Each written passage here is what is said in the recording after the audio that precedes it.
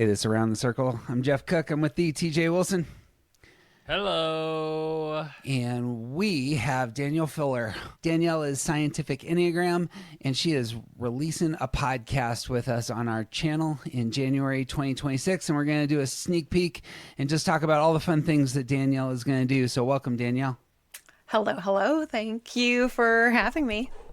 I am thrilled to talk about your dreams and what's on your mind and the fantastic overlap, the necessary conversation topic of where Enneagram and science overlap, which is going to be exclusively the focus of your podcast. Yeah. Yeah, that is the goal. So are we going to get to see any chemical reactions or explode? Are we going to build a volcano? What's Gonna turn each Enneagram type into a different molecule and then watch their reactions under a microscope.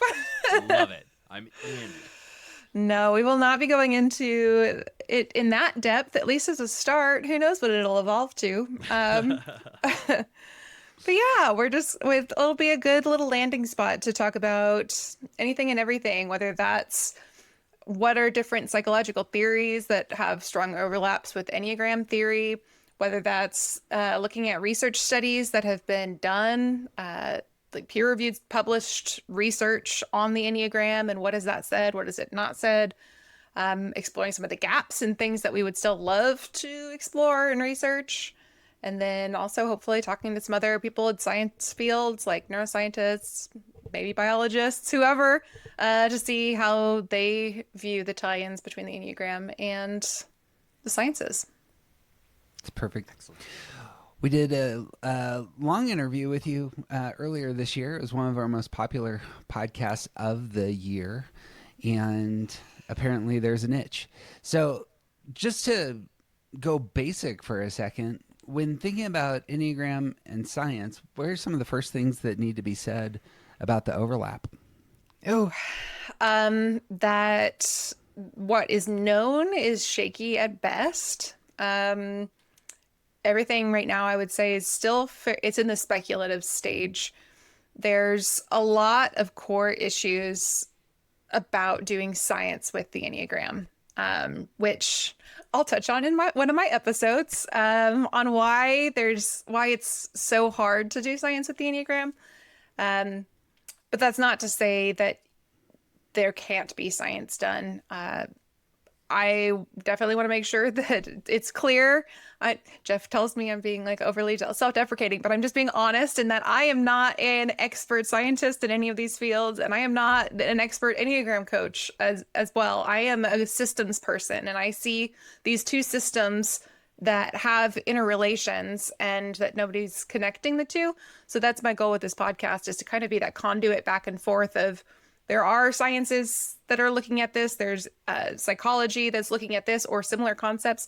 Then there's this Enneagram world, and instead of siloing the two, let's merge them together.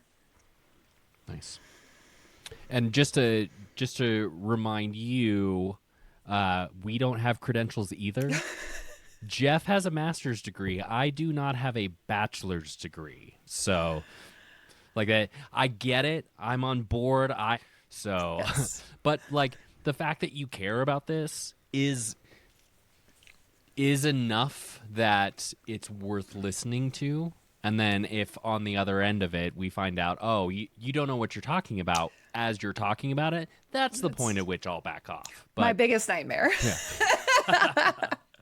Well, everything I've heard so far, it seems like because you care about it, you know enough to know what you're talking about. I will put in the excessive amount of work needed to make sure that I say it most accurately as I can, and that if I do mess up and I say something wrong or misspeak, or somebody comes to me and says that's not actually what that research said, I am more than happy to correct that on a future episode. Which is science. Which is science. Great. Yeah. No one's meant to know everything. That's what research and ChatGPT are for.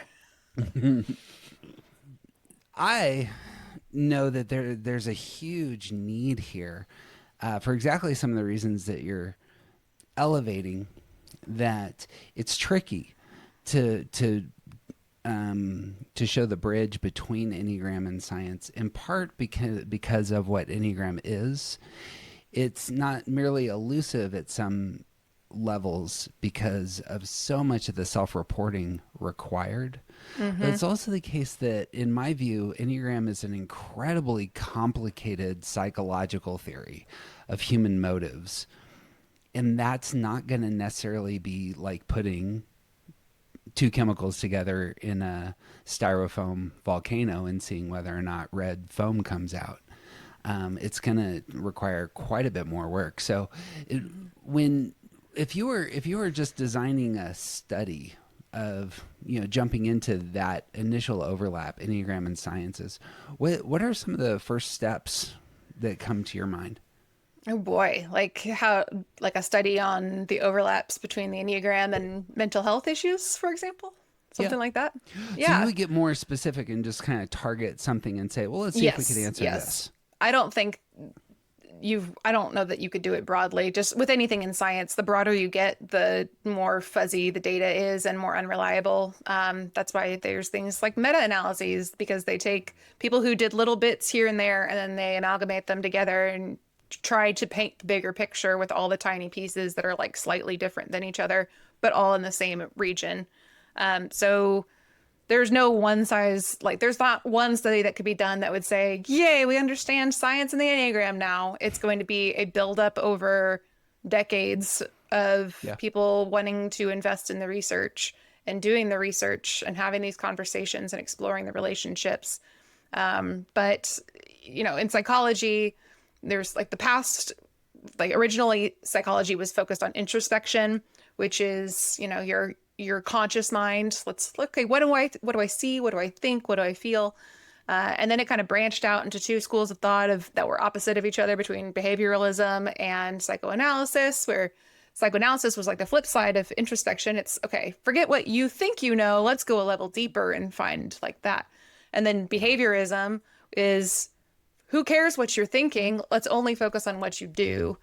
And all three of those have kind of been co-opted now by the current cognitive revolution that's gone on, and is more focused on a little bit of all of that, because they all have their purposes and their reasons, but independently of each other, you're missing such a big part of human existence. So I see the Enneagram as being highly psychoanalytic.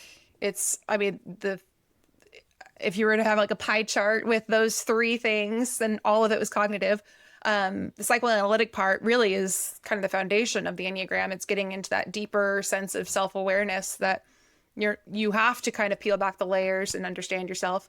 But it also is how you behave in certain situations based on those motivations. And then it's also, you're having to use your introspection to reflect back on things. So it's all parts of that. They all have different ways of being studied, which again is why you couldn't have just one study to do this, because even if you just said, okay, we'll only do psychoanalytic evaluation, there's still issues with that. There's a reason that it isn't the primary way of doing therapy anymore. But you also couldn't just do behavioralist stuff. But then you could do, okay, cognitive, but that's going to require a lot of brain scans and experts from all sorts of different fields. And hopefully we can get to that place eventually, but it's going to require a lot more work and a lot more cross-pollination cross-pollination? Is that the word? Cross-pollination? Sure. Cross-pollination of the different fields of sciences, that I think right now there isn't necessarily an established body in each of those areas that would be poised to do it. So it's building up those different areas, making sure they talk, making sure they integrate, in order to be able to get any sort of picture. So there, as you were describing that, there's some, I couldn't help but thinking about, like, there's some parts of Enneagram teaching that talk about the three centers of intelligence, but it describes it as affective, effective, and theoretical, right? Mm-hmm. And that gets into like that you were describing essentially like an internal focus, an external focus, and then a way of sort of viewing the self in a little bit more holistic, and it just reminds me of like there's so many things about what we're talking about that needs balance. Like one of those things is really important, and it's not more important than any of the others. And the work that we're going to have to do is bring those things in balance, and that's true in the science as well. Yep. Yep. It's like the internal, external is like behavioral, and then the other side of behavioral is almost branched out to conscious and unconscious. But it's, what's going on inside that you know about and what's going inside that you don't know about. Those make up one piece. And then the counterbalance of that is behavioralism.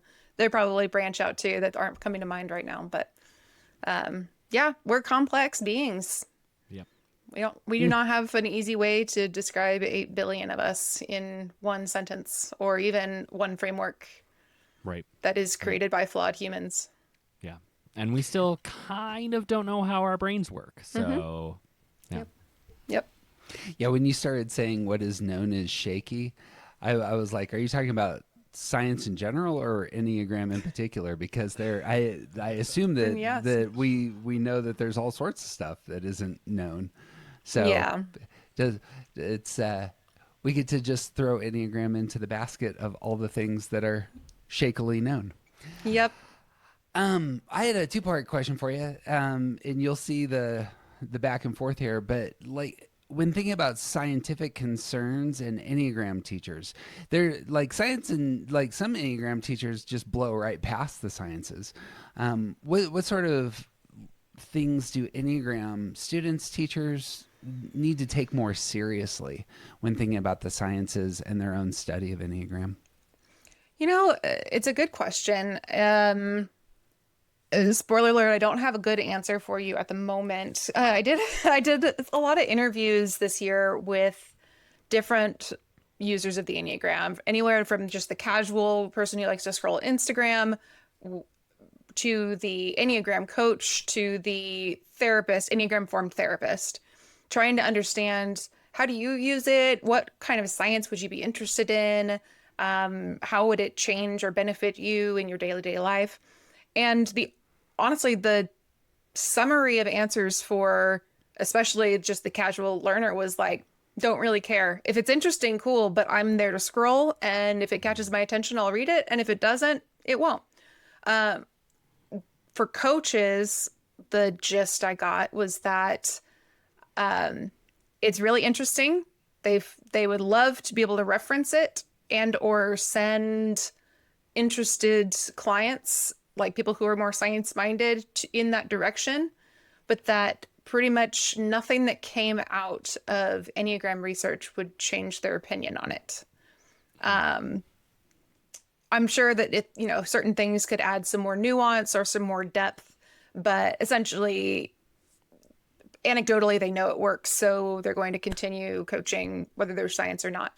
Therapists were the ones who tended to want more of the scientific backing, because in order to use it in a practice, in a therapy practice, counseling, therapy, whatever, having that scientific backing helps a lot. And just like, there's a reason that people use CBT and other therapy modalities that have all of that scientific rigor. And if there was something similar with the Enneagram, they would be able to use it more often, as opposed to offering it but then having to say, if somebody wasn't interested or wasn't familiar with it, they'll just use it in their own minds to kind of help structure the person from the therapist's opinion. But yeah, so all that to say, it's fascinating. I think that in modern day, we could use kind of more science in general. We could use science to inform things more often, and that we could all try to deviate away from clickbait and Instagram reels and news quote unquote sources to drive our thinking and focus more on what does the science actually say. In reality, there's a lot of flashing objects and shiny things that take our attention away from the boring science part of things. So I don't know.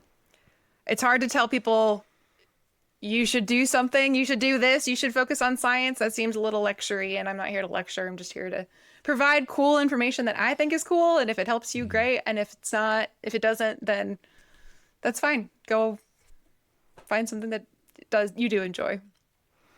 On the flip side of that is like, what do you wish that scientists would take more seriously about personality typing theories? And part of your trailer for this podcast really goes into that. But I assume that you do see value for the scientific community in actually naming their motives and how they're coming to the world and what makes them different from others. Yeah. Yeah. A lot of psychologists or academics will dismiss the Enneagram as it's not scientifically backed. It's also not scientifically studied, so it's hard to say it's not scientifically backed if it wasn't really that studied. But it's, as I mentioned earlier, the Enneagram is so psychoanalytic, which is that underlying it's that underlying motive that you don't actually know. You really have to think hard and deep and be honest with yourself, which is really hard to do. It requires a lot. And Enneagram fundamentally requires so much pre-work in order to understand your type and to know it's your type, to have confidence in that it's your type, that doing research in any sort of quantitative way where you're gathering data is always going to be called into question in the scientific community, because you're relying on those self-reports. You're relying on somebody saying, I am a type 3, and here are my answers to said survey for type 3. The problem, number one, is that how do you know they're a type 3? How do you gauge the reliability of that self-report data? And then the second issue is, okay, they're answering this psychometric scale that is putting in data on, I tend to feel like this when I do such and such, or when I experience such and such. A lot of those questions are behavioral in nature. It's what do you do under X, or they're introspective in nature. It's I feel this way when such and such happens. So there's already a break in modalities between the psychoanalytic portion of the Enneagram of knowing yourself on a very deep level, and then the behavioral stuff and the introspection stuff, where the tools just start mixing. On the flip side, you have things like Big Five personality or Myers-Briggs. Those are used a lot when it comes to personality research in psychology. But again, they're behavioral. They're behavioral tools. It's like, do you act introverted or do you act extroverted? It's not what's your deepest motivation and your biggest fear, and how do you react when you get stressed, and what wings can you naturally grow? It's much more direct, but I think you miss a lot of the nuance. You might understand that somebody typically acts introverted, but that doesn't tell you anything about the why they're acting introverted, which at the end of the day, the motive is what's driving us all. It's what I think people should care more about is motive than behavior, because once you start just reacting to behavior, then that behavior is going to change based on how you're reacting to behavior. And yeah, I think we would help us see each other more as humans if we were focused on motive as opposed to behavior on a regular basis. So since you brought up qualitative versus quantitative and like Myers-Briggs, Big Five, Gallup strengths, these different things there is a decent amount of data out there about these. Like, I'm curious about, like, within the hierarchy of psychological science, how, like, is there stuff out there that, so, like, let's pretend for a second that I'm someone who's only interested in concrete hard science, right? Like the thing that matters to me is numbers and repeatable results and blah blah, like quantitative data is the information that makes sense of the world to me. Does it matter within the bigger picture whether or not there is quantitative data within the Enneagram? Because I would assume that most psychology science is already leans qualitative in nature. Not necessarily. It's actually any scientist is probably going to prefer, not any scientist, the majority of scientists are going to prefer quantitative data over qualitative data. They're definitely, I would say psychology is a healthy mix. There is a lot of, the statistics say that, there is a strong positive correlation between mental health issues and people who are high on the neuroticism scale of the big five. Like that data has been collected. There's a lot of different tools for gathering people's data, like psychometric scales on those that people can choose between that are validated in different levels. So I would actually, at least the ones that I've come across have been more data focused. Yeah. The Enneagram itself is going to probably lend itself better to a narrative, qualitative approach. And I think the hard scientists are going to struggle with accepting that unless there is a large monumental body of evidence that can back up those qualitative claims. Sure. Which it's entirely possible that there may never be that. Right. Which I know there's plenty of, Narrative Enneagram as an organization has, tens, hundreds of thousands of narrative stuff. Art of Growth guys have, a ton of narrative explanations for this, but it's just putting it in a controlled scientific setting that's going to give it a little bit more sway, as opposed to somebody saying, well, yeah, I sent out a Google form and people typed in their answer and that's good enough, right? Like there's going to be if you have the other steps and it was put through some sort of ethics review board, and that the way of gathering data was not manipulated and the questions were very specifically phrased to not be leading and all of that, and you can prove that and you still are able to see the trends, I think that could be a great selling point. Sure. Selling point is not a scientific category. The entire time that you've been talking, the thing that's been going through my head is that what the scientists have to learn about the Enneagram is that the Enneagram has to do with motive. There's a whole host of questions. I'm sure scientists know this. They're self-aware. The value of science itself is not a scientific matter. You can't prove the value of science based on science. That's a philosophical question. What counts as scientific evidence is not a scientific question. It's a philosophical question. When you bring in values of this sort, you're pushing into a part of humanity that isn't deductive in the way that we might like scientifically. You're pushing into values, and values, lo and behold, are based in large part on the motives of the people who are in charge. So maybe it would be valuable to study motivation. And especially if you think that science has something to say about everything, perhaps motivation should be one of the primary things that's considered, because it has such a massive influence on whether or not science itself is valued, whether or not what counts as scientific evidence, whether or not science gets funded, whether or not an entire culture can say science doesn't matter anymore and we're not going to take your silly, shots in the arm. All of these come out of a different place than scientific data. So to answer my own question, that's something the scientists should value about the Enneagram. Enneagram is actually trying to give some answers to the question, what motivates human beings, and to do it in a systematic form.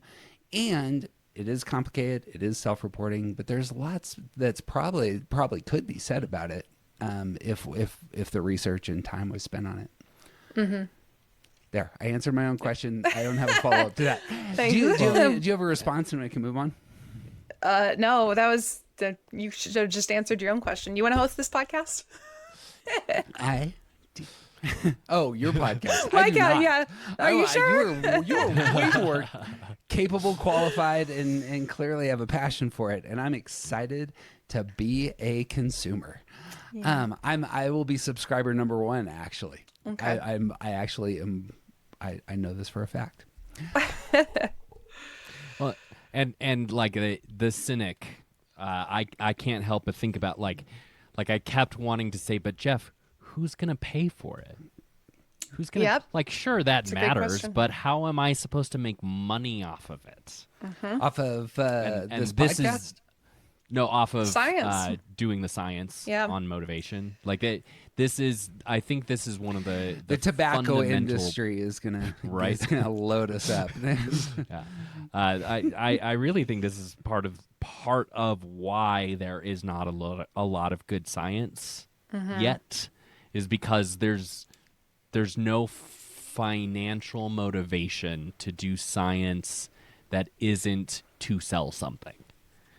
And there's very little to sell when it comes to the Enneagram and the work that's being done there. Yeah. Well, and it's a pretty saturated market. The reason I was doing a lot of those interviews was because I'm doing this as a hobby and a passion project. It's not my daily job. I get no money from doing the Instagram account or this podcast. It's literally just me enjoying something and it being a hobby. I would love to spend more time on it. I would love to do more pseudo-scientific studies where I follow scientific principles, but it's not backed by, a governing body or anything. I would love to do that as a 40-hour-a-week job. And there are zero funding streams. So the interviews I was doing was to figure out, is there even a market to try to turn this into some sort of business model? Could I go down that path? And unfortunately, as of right now, the answer is no, because the people willing to pay for it are not willing to pay a lot. And the vast majority of people are not willing to pay anything because there's so much information already out there, especially with the rise of AI. People can just, find things on their own, make their own conclusions. And there's just so far not a lot of value. But To get way off topic, I'll tell you exactly where the money comes from. You convince grad students that this is a place that has gone unresearched, and there are literally thousands of PhDs in psychology waiting to be written by people who themselves are funding them. They're funding their own research, and I suppose that's the role of a university.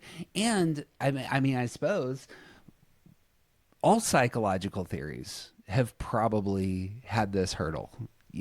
Like who's funding Jungian stuff? It's people that pick it up and in those sorts of spheres start working with it, starts teaching it. They produce, people who think that they're gonna eventually go into therapy or into psychiatry. Those would be the sources at the academic level. If you were going to fund it, it would probably be in those spheres. yeah. And if money was no object, my ultimate goal would be to create some repository that has all of the published research that's been done with the findings. I don't know that I could put up the actual research articles themselves. I don't know how that works when you have to pay for access, but at least have like a database full of all, like where you could type in what has been done on autism and the Enneagram. And then there would be just a full table that populates with all of the different studies that have been done, a summary of here is what the overall takeaway was, here's where the disconnects are, here's some gaps that could still be filled with more research.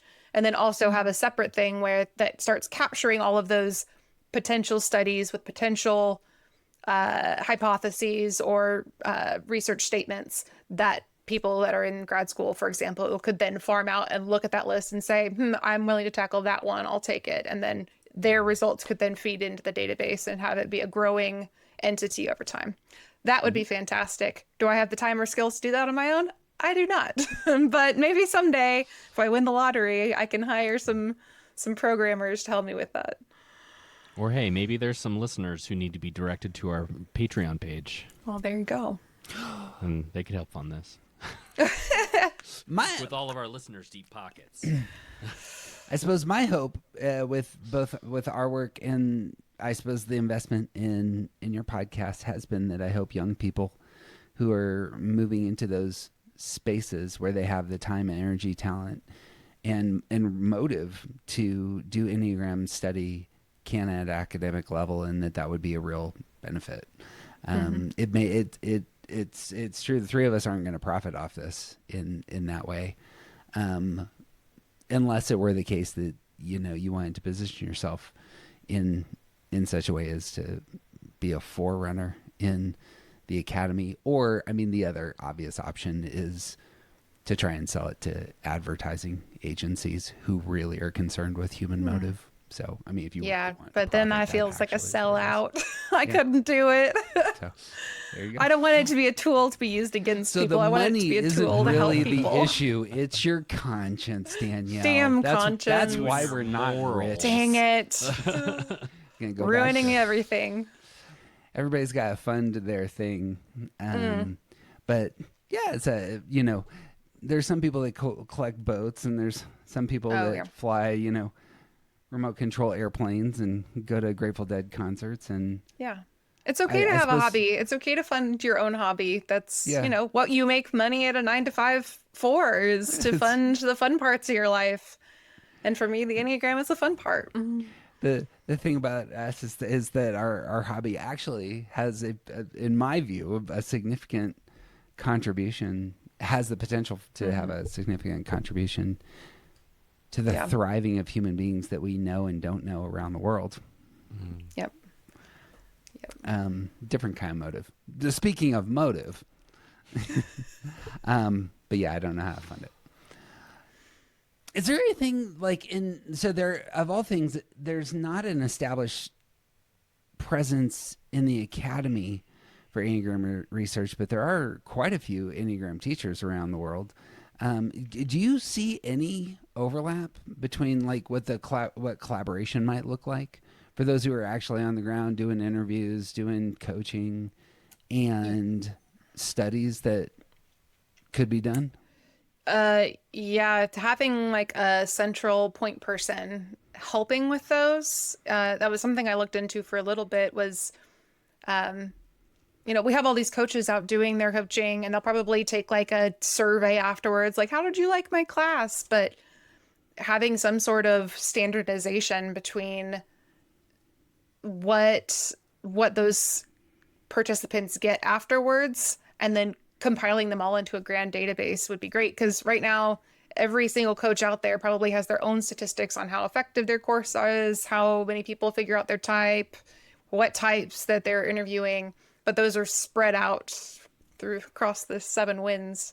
And so bringing them all together in one spot would be super helpful, but it would have to also be collected in a very standardized format. You then have to start thinking also of, okay, well then how do you account for the differences in teaching strategy, the difference of, how many hours of training did the people get? Did they know about the Enneagram ahead of time? Do you do follow-up surveys to figure out, okay, people at the end of the class thought this thing, but then 3 months later, it was no longer making an impact in their life, or it is. There's a lot that goes into it, which is exciting to think about and talk about, but it's entirely feasible. It just requires somebody to put that together into a scientifically backed survey of sorts, and then it requires buy-in from all of those coaches to use it. So talking, I continually think if you have folks who are in the academy and have psychology teaching jobs, it gives you a platform for doing a lot of the things that you're talking about, and there's man hours there because you can recruit students to participate in that. I see the value of that. And I also, similar to the Enneagram, I have a little bit of a qualm with the foundations of psychology and Enneagram research, because it is so, for psychology research, so much is predicated on the responses of college students. So that is a pretty narrow demographic in age. It is an educated population. It is a higher socioeconomic status, typically, population, because they can afford to go to college. It's not necessarily, and it's very westernized. A lot of the research has been done in the Western world, so it's hard to say that, when it was the psychological principles were built up by a bunch of white guys in Europe. So saying that, their form of what a healthy human mind, healthy interactions, healthy whatever, this is the ideal, was true for them, but there was no say from, South America, Latin America, Africa, Asia, like all indigenous America. Women. Thank you. So I have issues with just in general, psychological studies are inherently biased towards young people, women, because almost every psych study that you see, it's all female students who are taking it. It's like 85+% female. So all young, female, educated, and have enough money to go to school. And it's like, they call it the weird demographic. It's Western educated, something. I would have to look it up, but it's like essentially like the demographic of being like a bunch of waspy people is the primary. With the Enneagram, I think that it's probably a lot the same, maybe not as bad, but there's still a lot of assumptions about types that are made that I'll hear from people of color, or people who come from traumatic backgrounds, people from not from America who just don't associate with that. Like I have a friend who lives in France, and they literally do not have a term in French for people pleasing. That is not a thing. Sure. So when outside of France, we're like, okay, like people pleasing, that's like 2s and 9s, like their MO, they love people pleasing. But so that almost inherently rules out 2s and 9s from existing in French culture. But I also don't think that that's necessarily the case, because again, the motivation is there. So again, it's so impossible to explain and paint 8 billion people with one brush. We can do our best. Yeah. Well, and we can also consider like the United States in 2025 sort of leans toward favoring 3 and 8 qualities, right?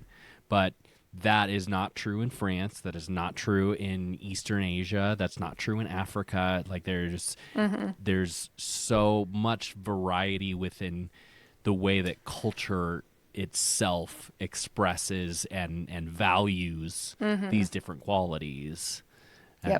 Yep. Which I loved living in Scotland, because Scotland's the most 9 country I've ever been part of. It was just, we're just let everybody live and let live. Yeah. Let's just not really fight about anything. Yeah. Just be polite. Yeah. Enjoy nature. And if we're gonna fight, we're at least gonna have a beer afterwards. Exactly. Yeah. We can like fight and then go grab a pint at the pub. It's fine. Yeah. You guys need to go rewatch Braveheart. What stands out to me is that that was their 8-wing coming out. That was something. It was protective. That happened so that they could become. Leave us alone. We just want to live in peace. And if you won't let us, guess what? We're gonna pull out our counterphobic 6 stress. We're gonna pull out our mace. Our 8-wing is coming out in full force. Leave us alone. One of those dudes put his sword through another guy's face.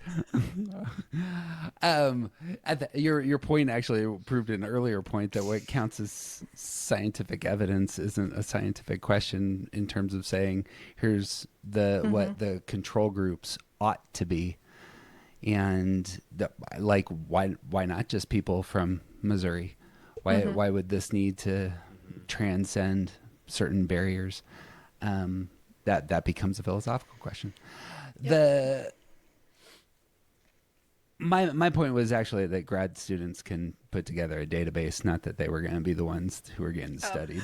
Sorry, went off on my tangent, my soapbox. But it's a very important topic in terms of how complex this sort of question is when coming to the sciences. And you're exactly right. We're making claims. Enneagram is making claims about 8 billion people, in that it's a theory about how human beings come to the world and trying to give language to all of their motives in a central system, which daunting topic. I love it. Just to circle back to the original, saying, well, let's just start with a small problem. We'll go with mental health. But out of that, I imagine there's going to have to be some of the big overarching theory, even though you're doing a small study. Yeah. So Yeah. you're not necessarily sidestepping the enormity of the system and some of the issues that might emerge. Correct? Even if you did a small study. Correct. You would still look at the bigger picture, but then you have to fine tune your research question. Like, what are you specifically looking at? So, for example, I've recently found out that I am I'm high masking autistic. And I don't come across as autistic. I always assumed I wasn't. But it wasn't until the past couple months looking into it, I'm like, oh my gosh, I think that's why my brain does what it is. And it's a relief to look at. But so there, personally, I was seeing so many overlaps between the high masking portion of it and my Enneagram 9-ness. And it made me wonder, I admit a hypothesis is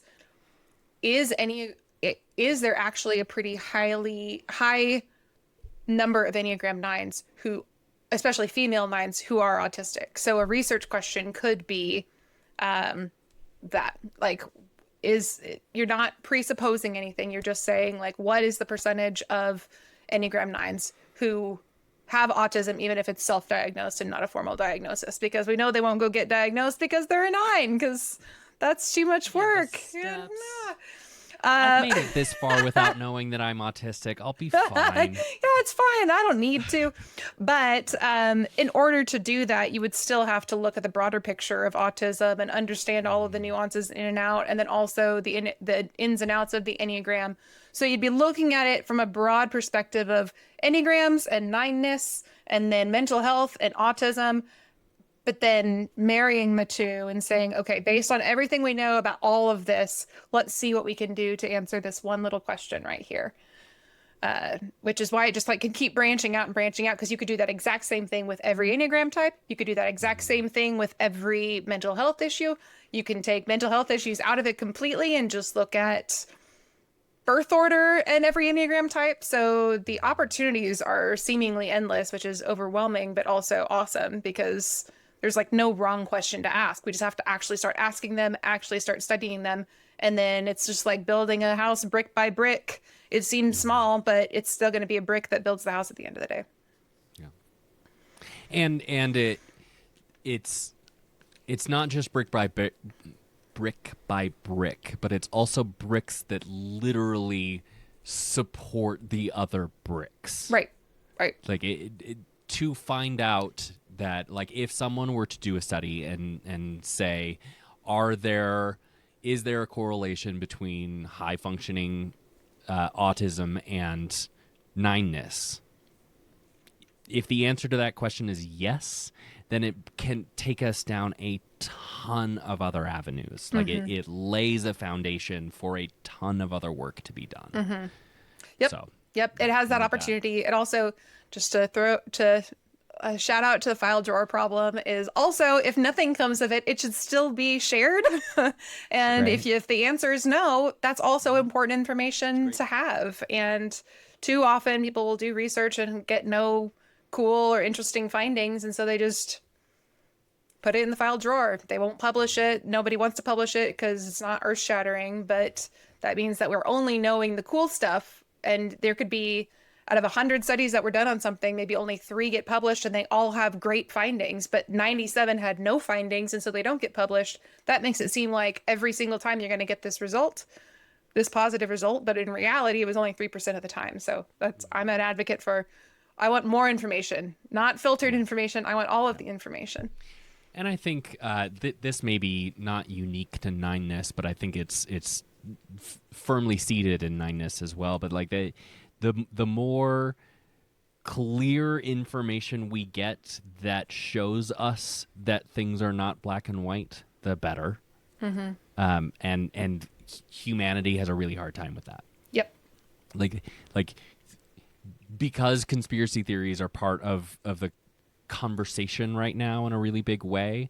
Like the reality is that that proving or disproving the conspiracy is not going to change any minds. But if we can put more value into acknowledging that yes, we think that there is a correlation here, and it turns out there isn't, and that's okay. Like we see the world a little more clearly still, even if what we're seeing is that it's not as clear cut as we want it to be. Yep. In my world, in philosophy and in literature, there's the idea of critical methods, which is like you read a text according to a certain view. So like the feminist reading of Moby Dick, or the Marxist reading of, Tale of Two Cities. It's that sort of thing. So like I'm coming with this lens of interpretation. So in psych, I'm coming with a Jungian perspective when looking at mental health. I'm coming with a Freudian perspective when looking at autism.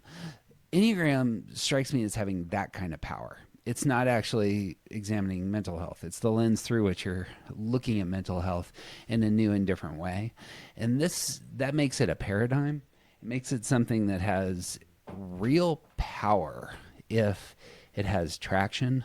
And so just naming the nature of what Enneagram is, it's not the thing being observed.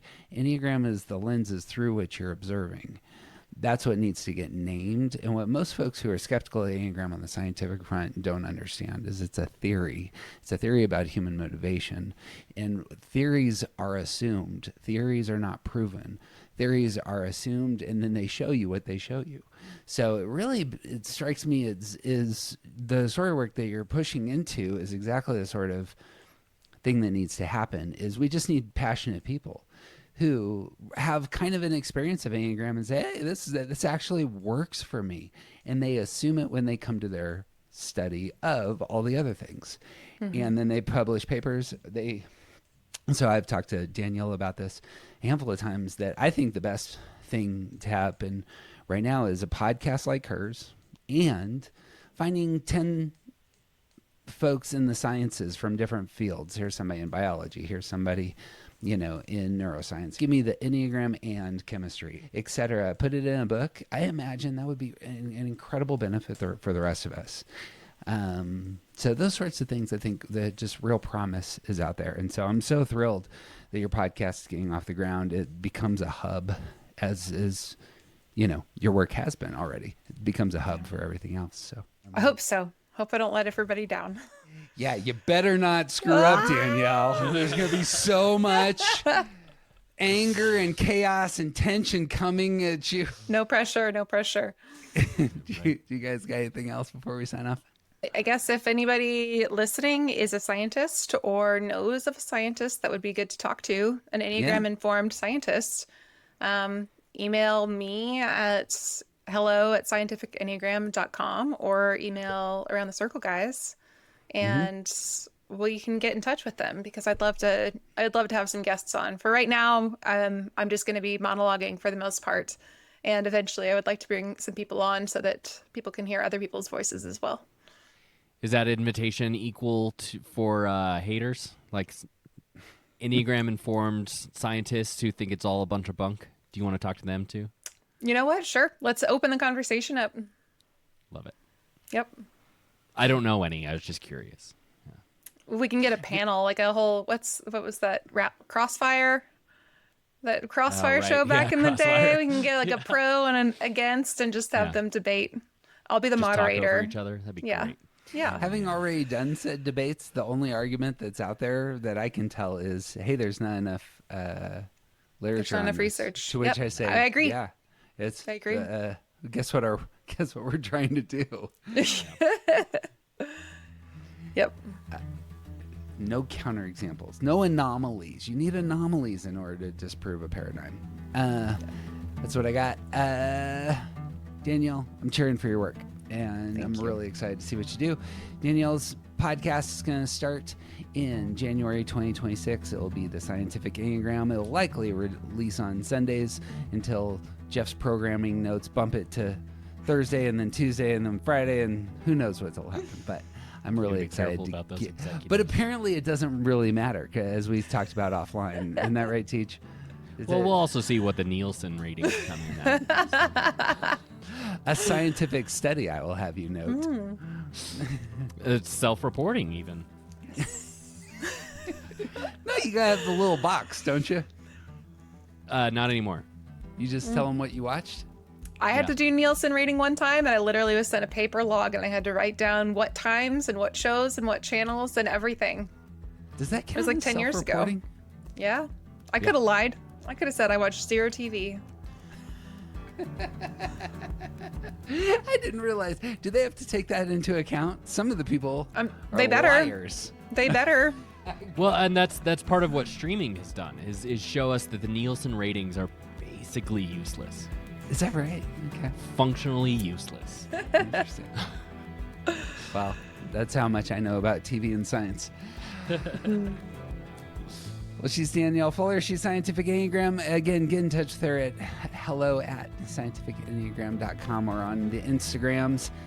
And he's TJ Wilson, and he's officially awesome. Anything else, TJ? I got nothing, ma'am. I'm Jeff Cook. Who aren't just isn't interesting.